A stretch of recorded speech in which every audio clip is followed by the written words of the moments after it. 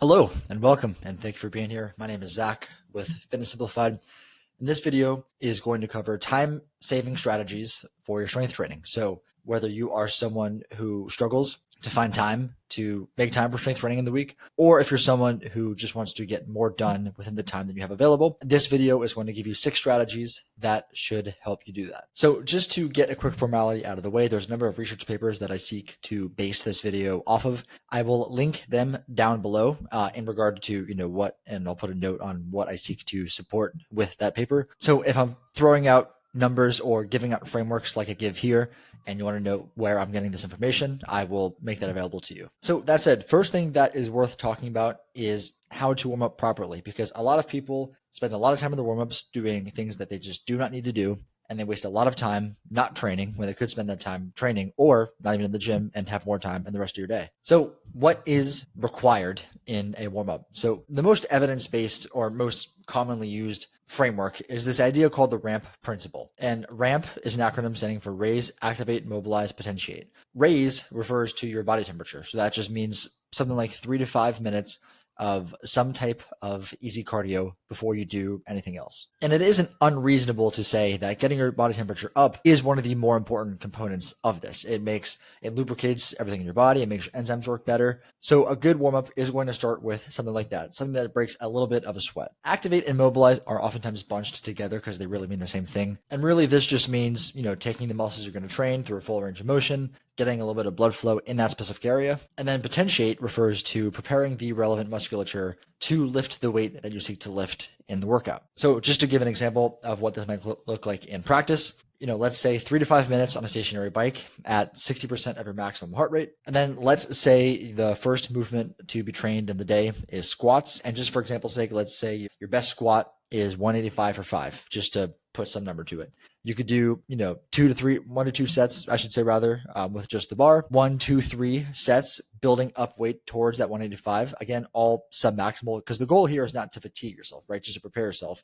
And then you would just start doing your working sets. Everything apart from this, whether it is foam rolling, whether it is stretching, or anything of the like, should be seen as a complete luxury that if you want to do it, you do it if time allows, because there's just not that much evidence for anything apart from this that you're going to get much benefit. So again, tip number 1, don't dilly-dally in your warm-ups. Second tip is to use supersets when possible. Now, compared to traditional straight sets where you might do, let's say you're doing bench press and you're doing just straight sets, you say you're doing 3 sets, you'll do a set, rest 2 to 3 minutes, do a set, rest 2 to 3 minutes, do your third set, and then move on to another exercise. A superset is where you alternate between 2 different movements that do not have any sort of overlapping muscles or overlapping movements. So let's take this bench press and row example that I'll talk about in a second. In a superset, you would do a set of bench press, rest 1 minute, set of rows, rest 1 minute, bench press, and then continue on for however many sets you have planned for the day. The idea is that, while you're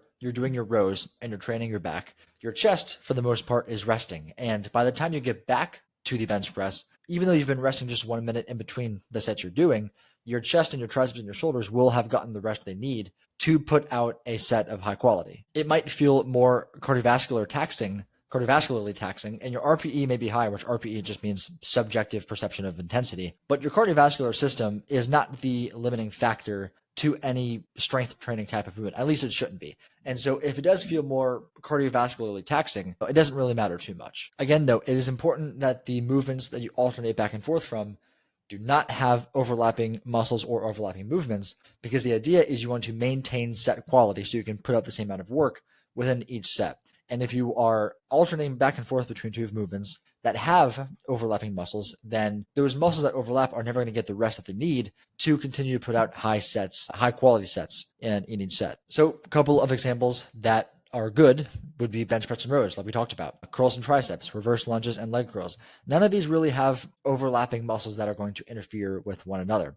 Bad examples, squats and deadlifts. Yep, squats train your quads, deadlifts train your hamstrings, but both of these are going to train your glutes, your lower back, and your adductors depending on how deep you're going. Bench press and push-ups train exactly the same thing, so, of course not going to be good. And I say this to say again that the idea is that you save a lot of time on rest, but you are still performing the same overall amount of work, which is the important part. And there are studies to show that you will get the same results long-term at about half the time if you use exclusively supersets as compared to straight sets. And half the time is pretty darn good. And a final consideration here to note is just gym etiquette. It's not typically good gym etiquette to take up two machines, for example. Of course, what that looks like will vary depending on what sort of facility you're in, but it is just worth noting that gym etiquette may be a consideration here. Third tip is to use drop sets at some point in your training. Now, drop set is where, say you are doing leg curls and you're using a weight in which you can perform 8 reps. 8 reps is failure. You would perform a set to 8 reps until failure. You would immediately lower the weight by about 30% here or so. Doesn't need to be perfect.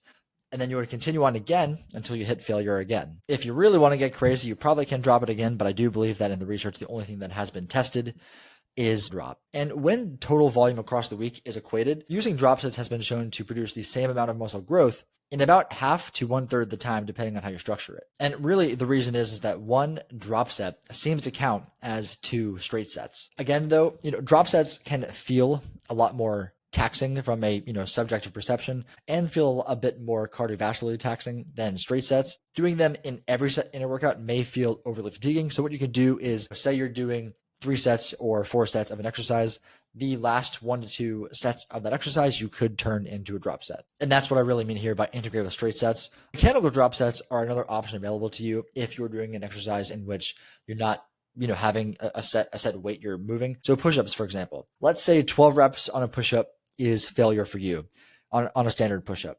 You could do those 12 reps, hit failure, immediately go into knee push-ups, and then keep going. That would be called a mechanical drop set. Another example would be if you're doing chest flies on a flat bench with your arms, relatively straight. Do failure there, and then without letting go of the weight, go into a normal bench press, which is going to have a much shorter lever, therefore feel easier, therefore be a lower load, and constitute a mechanical drop set. Something else you may have thought of already or not is that you can combine drop sets and supersets to really just save that much more time and are likely still get all the same results you would have gotten if you just did straight sets of an exercise. And something I will say is that the supersets and the drop sets are probably going to be where you find the most time saved from this whole video. So I really would focus a lot of your time there. Warm-ups too, I think that's a good thing to keep in mind, but the supersets and drop sets really probably will save you the most time of any of the tips in this video. The fourth thing that I thought was worth bringing up is to consider a home workout 1 to 2 times a week, depending on if you have a community gym, if you have a home gym. And really my rationale here is that if the total work you're doing across a week is the same, and that's something I've brought up a number of times throughout this video. I will link a paper down below supporting that, the idea that frequency of training isn't too much of a factor.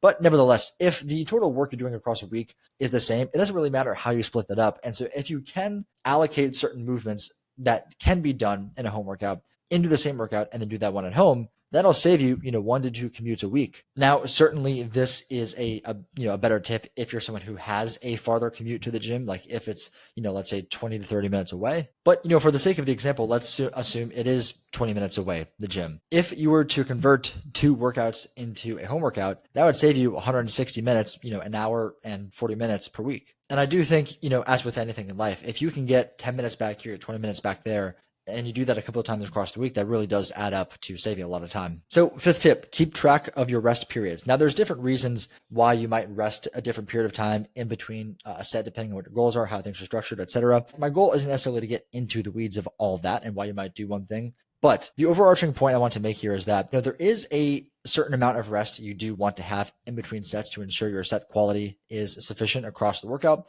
But if you are just eyeballing it, let's say, it's easy for that to become over, a little too much. And again, if you're adding 30 seconds here, a minute there, 2 minutes here, and you're doing that across an entire workout, that can really stretch the time you have to spend training. And again, this is one of those things that might not come off as a big time-saving tip, but if you pick up enough nickel and dimes here and there, it very well may turn into a $20 bill. So last thing I want to talk about here is to skip the cool down because it just doesn't really do much of anything. It hasn't really been shown to reduce a soreness or injury. It hasn't been shown to improve performance in the next session you perform or really do much else of anything. Again, all of the research that I seek to use to support the claims I make in this video, I will link down below so you can see, why I'm saying this. But point is, when you finish your strength training workout, you don't need some 10-minute cool down ritual. You can just walk out the doors, go home, and go eat. So with that said, I'm going to conclude this video here, and I hope you found that somewhat helpful, interesting, or something in between. Thank you again for being here, and I will see you next time.